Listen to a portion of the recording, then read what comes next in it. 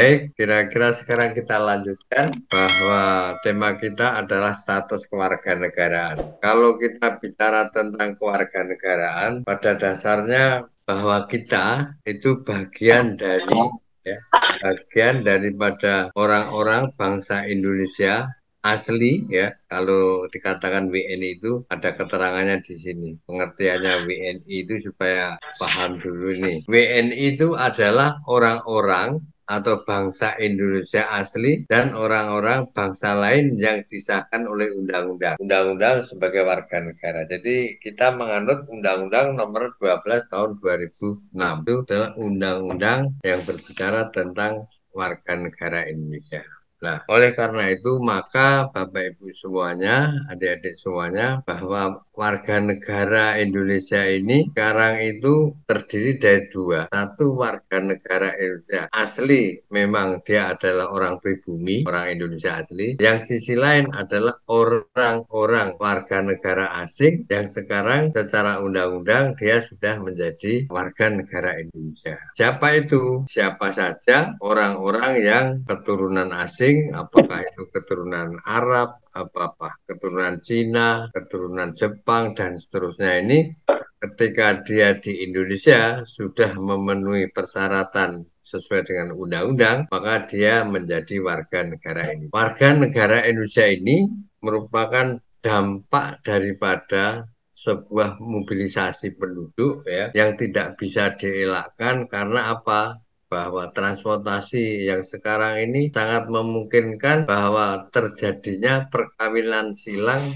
dampak daripada kompleksitas daripada kepengurusan kependudukan. Contoh, banyak orang Indonesia yang bekerja di luar negeri, banyak orang Indonesia, orang luar negeri yang bekerja di Indonesia, atau lalu lalangnya Indonesia luar negeri Indonesia. Nah, dari kondisi seperti itu maka tidak menutup kemungkinan akan terjadi sebuah pernikahan sah dari kedua keturunan tadi tanpa melihat itu siapa-siapa, tetapi yang jelas mempunyai latar belakang keturunan yang tidak sama. Satu warga negara Indonesia, satu warga negara asing. Itu sering terjadi di era mobilisasi penduduk yang semakin kompleks. Nah, oleh karena itu, maka kita sebagai warga negara bagian daripada isi penduduk ini adalah bagaimana pada dasarnya kita ini supaya menjadi warga negara Indonesia yang sah. Apakah ada warga negara Indonesia yang tidak sah? Nah, ini pertanyaannya. Nah, oleh karena itu, maka Bapak Ibu semuanya, kita semuanya, bahwa warga negara yang dikatakan sah, ini warga negara yang dikatakan sah, ini ada di sini, apabila anak tersebut dilahirkan dari perkawinan sah seorang ayah dan seorang ibu. Ini contohnya, ini seperti kita semua pada umumnya ya, ini berada pada nomor urut satu ini. Anak yang dilahirkan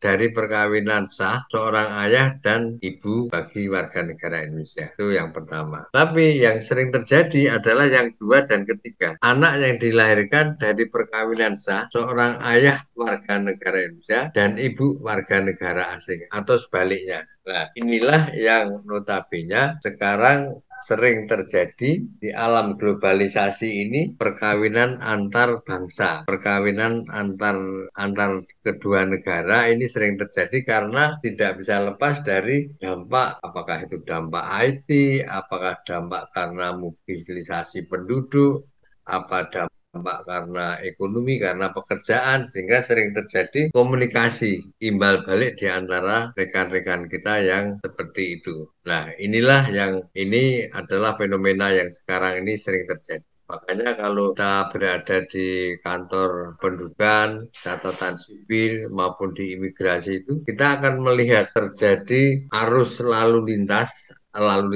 orang nih maksudnya, arus lalu lintas penduduk yang notabene mengurusi status kewarganegaraan. Karena bagaimanapun juga status kewarganegaraan ini sangat penting bagi kita, baik secara hukum maupun hal-hal yang lain yang nantinya akan menjadi ranah-ranah secara formal yang akan diperhitungkan di kemudian hari. Baik Bapak Ibu semuanya. Nah, kemudian di sisi lain mungkin kita sering mengenal adanya naturalisasi. Kita ini sering-sering dengar naturalisasi, itu kan pemain bola atau pemain voli atau bulu tangkis. Itu sering sekali kita mendengarkan kata-kata naturalisasi. Bahwa pada dasarnya naturalisasi itu adalah perkawinan campuran ya seperti yang tadi sudah kita singgung di depan, campuran perkawinan antar dua suku bangsa, Indonesia Thailand, Indonesia Korea, Korea Indonesia, Jepang Indonesia, Indonesia Taiwan dan seterusnya. Ini akan menimbulkan namanya naturalisasi kalau memang mau mengurus kewarganegaraannya. Seperti kemarin baru-baru ini ada pemain bola yang bagus-bagus yang datang dari Belanda, datang dari luar negeri. Itu diuruskan namanya melalui permohonan kependudukan naturalisasi. Karena memang dia keturunan orang Indonesia, bisa bapaknya, bisa ibunya, tapi tinggalnya di luar negeri. Nah, ini melalui program namanya naturalisasi. Bapak, Ibu, dan rekan-rekan semua yang saya hormati, sedangkan di sisi lain, mungkin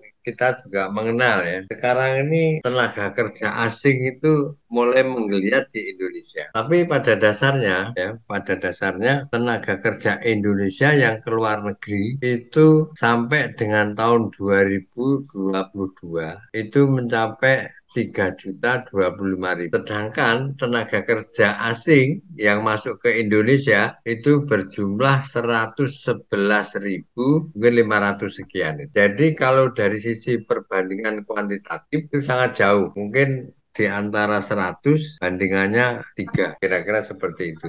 Nah, itu yang membedakan antara tenaga kerja Indonesia dan tenaga kerja asing. Tapi bagi kita bangsa Indonesia ini, nampaknya dengan adanya tenaga kerja asing masuk ke Indonesia ini, seakan-akan bagi kita ini mengurangi hak atau merampas hak kita semuanya. Sedangkan di sisi lain, tenaga kerja Indonesia yang bekerja ke luar negeri itu sebanyak 3.025.000 yang menyebar ke kurang lebihnya ke 67 negara. Itu pembanding daripada adanya mobilisasi tenaga kerja lintas negara. Bapak Ibu yang saya hormati, itulah fenomena yang sekarang. Nah, untuk menjadi tenaga kerja asing yang masuk ke Indonesia, ada persyaratan yang tidak bisa lepas dari ini namanya. Tenaga kerja asing dapat bekerja di Indonesia, memiliki RPTKA, Rencana Penggunaan Tenaga Kerja Asing. Ini pasal 7 ayat 1 dan 2.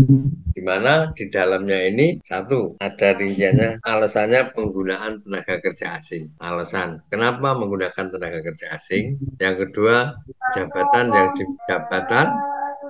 dan jangka waktu, termasuk yang keempat adalah penunjukan tenaga kerja Indonesia sebagai pendamping tenaga kerja asing di mana yang bersangkutan itu dipekerjakan. Jadi empat hal ini adalah sebagai persyaratan mutlak bagi datangnya TKI tenaga kerja asing ke Indonesia. Selain kompetensi tentunya yang dibutuhkan. Bapak, Ibu, dan adik-adik semua yang saya hormati, disinilah tenaga kerja asing yang ada di Indonesia. Jadi bagaimana tentang tanggapan kita? Nah, inilah nanti diskusi kita. Ini merupakan alat banding semua. Ada yang dipertanyakan sampai di sini, Bapak Ibu? Belum kita lanjutkan. Kalau tidak ada, ini kita lanjutkan bahwa ini ada namanya macam-macam kewarganegaraan. Jadi nanti lebih lengkapnya Bapak Ibu dan adik-adik bisa mencoba mendownload, mencari dokumen aslinya yang lebih lengkap di Undang-Undang Nomor 12 tentang kependudukan, tentang kewarganegaraan maupun tentang naturalisasi. Banyak hal di sana. Sekarang kita bicara tentang macam-macam kewarganegaraan. Kalau kita bicara tentang kewarganegaraan, ini ada 4 hal. Yang pertama ditinjau dari yuridis, yang ditinjau dari sosiologis, formal, dan material. Dari 4 hal ini, jadi secara umum bahwa terjadinya warga negara Indonesia